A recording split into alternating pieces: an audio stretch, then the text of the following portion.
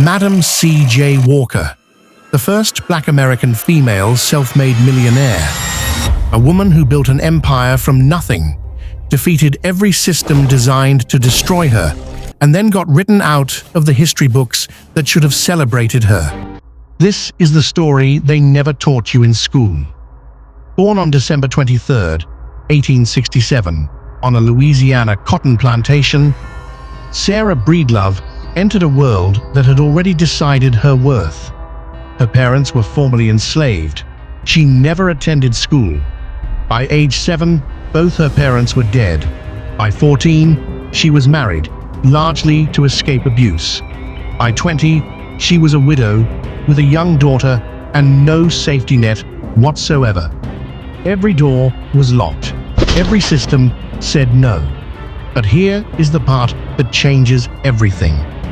She refused to accept the story the world had written for her. In the 1890s, Sarah Breedlove began losing her hair. It was a condition affecting millions of black women, caused by stress, malnutrition, harsh chemical treatments, and the psychological weight of survival. She tried everything available. Nothing worked, so she did something radical. She started experimenting herself. She developed a line of hair care products specifically designed for black women.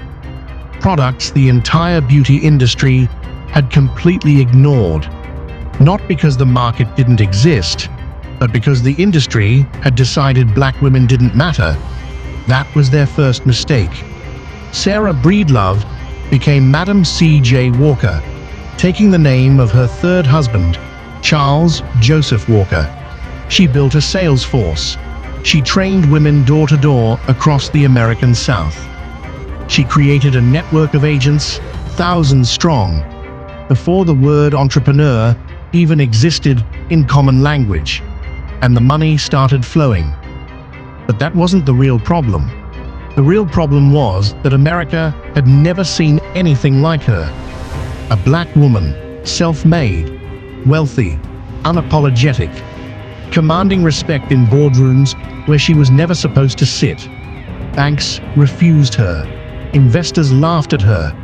White-owned businesses tried ignoring her entirely. So she built her own infrastructure. She constructed her own factory.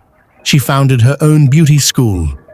She created her own distribution system when existing ones shut her out. By 1910, she was operating at a scale that defied comprehension. Her agents numbered over 40,000 women across the country. She had trained them, paid them, elevated them. She had created an economic ecosystem inside a nation determined to exclude her. Then everything changed. Walker moved to New York. She built a stunning mansion on the Hudson River called Villa Lewaro, designed by the first licensed black architect in the United States. She threw parties. She funded political causes.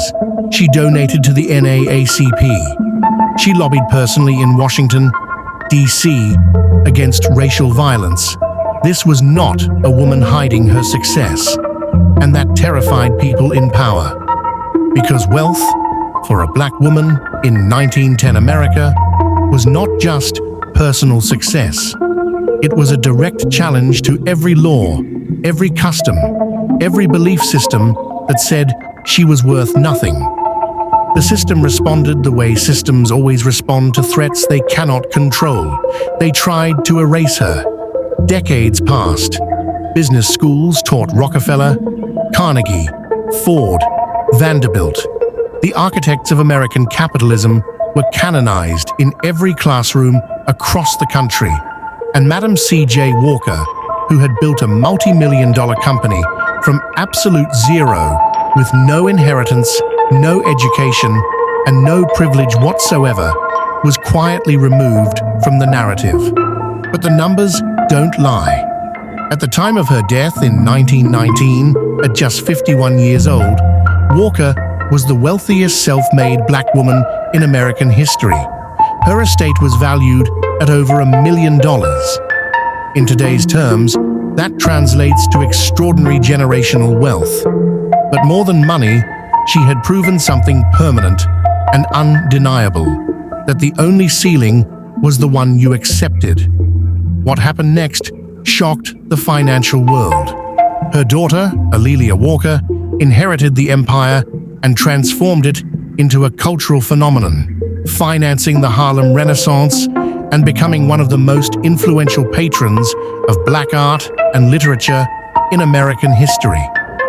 The company Walker built didn't just generate money, it generated an entire cultural movement. That is the thing about real power. It multiplies. We live in a world that still struggles to credit the right people, that still filters legacy through the comfortable lens of who history decided deserved remembering. Madam C.J. Walker earned her place not because the system gave it to her, but because she built something so undeniable that even erasure couldn't finish the job. She started with nothing, literally nothing.